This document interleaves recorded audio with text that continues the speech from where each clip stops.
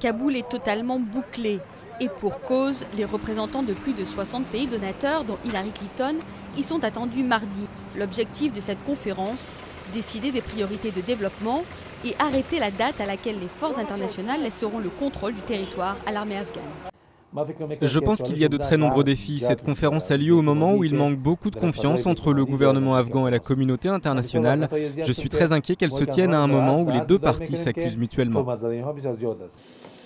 Le changement récent à la tête des forces internationales n'a pas contribué à apaiser les relations. Le général américain David Petrus a remplacé début juillet Stanley McChrystal, limogé après ses propos explosifs tenus dans la presse. Les alliés de l'OTAN craignent que le président Hamid Karzai échoue à lutter contre la corruption qui gangrène son pays. Et pourtant, le gouvernement afghan souhaite contrôler davantage les fonds versés par les donateurs. Il explique être le mieux placé pour juger qui en a le plus besoin. Nous espérons que 50% de l'aide aille au gouvernement afghan et 50% restant pourrait être géré par la communauté internationale. L'argent doit en priorité être utilisé pour répondre aux besoins du peuple afghan et ces besoins doivent être identifiés par le gouvernement. Depuis le début de la guerre en 2001, la violence atteint un niveau record et tout le monde semble pouvoir être une cible potentielle.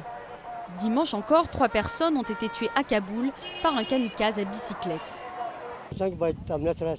L'Afghanistan devrait être sûr. On devrait vivre en paix en Afghanistan. Le peuple ici souffre depuis 3 décennies et ça suffit. Combien de temps encore ce désastre va-t-il durer ? La conférence de Kaboul a peu de chances d'apporter des réponses à ce genre de questions. Mais si elle marque une étape en vue de la fin du conflit, elle pourrait quand même être considérée comme un succès.